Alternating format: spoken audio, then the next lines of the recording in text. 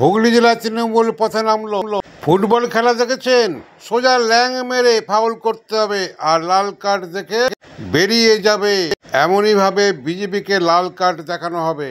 বাংলা ছেড়ে পগার পার হবে। প্রয়োজনে গাছে বেঁধে বিজেপির বেয়াদবদের বেঁধে রাখতে হবে, কোনো ছাড় নেই। এইভাবে চুচুড়ার ঘড়ির মোড়ে আজকে সোচ্চার হলেন মনোজ ধারা এবং অসীমা পাত্র সহ শ্রেয়াশিস চক্রবর্তী।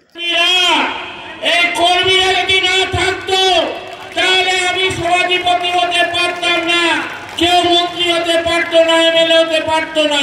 তাই প্রথমেই এই জনসমুদ্রের কর্মীদেরকে স্যালুট জানিয়ে আমি দু চার কথা বলি। ফুটবল খেলায় দেখেছেন, তার সাথে পেরে উঠছে না,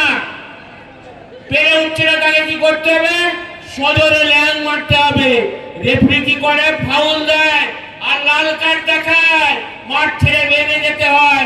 2026-এ আমার বাংলার মানুষ এই বিজেপি এই শুভেচ্ছুদের লাল কার্ড দেখে বাংলা থেকে তাড়িয়ে দেবে। টাউন ব্লক থেকে শুরু করে বিজেপি কি দেখতে যারা এই বাংলায় যারা চুচুড়ার ভোটারদের নাম বাদ দিতে চায়, যারা জনগণের নাম বাদ দিতে চায়, সেই নেতাদের দেখলেই কাছে বেঁধে রাখবে, কোনো ছাড় নেই। আজকে লক্ষ্য করে নাম বাদ দিচ্ছে, বাদ দেওয়ার পরেও বিএনএ টু পাঠাচ্ছে। হ্যাঁ, বিএনএ টু আবার পাঠাচ্ছে বিএনএর সঙ্গে। কিসের জন্য? কিসের জন্য? আমরা তাই বলতে চাই, আপনারা জানেন।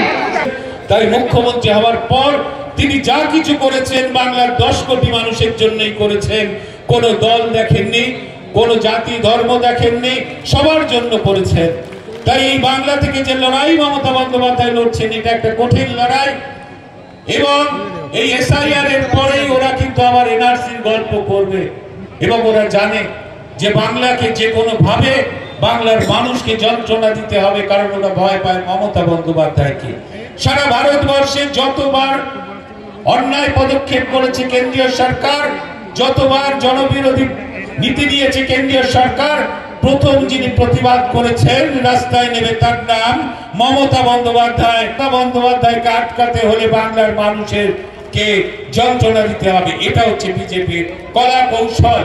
তাই জোটবদ্ধ ভাবেই কিন্তু আমাদের লড়তে হবে এবং আমাদের এই লড়াইয়ে জিততে হবে। আমরা জিতবই। এই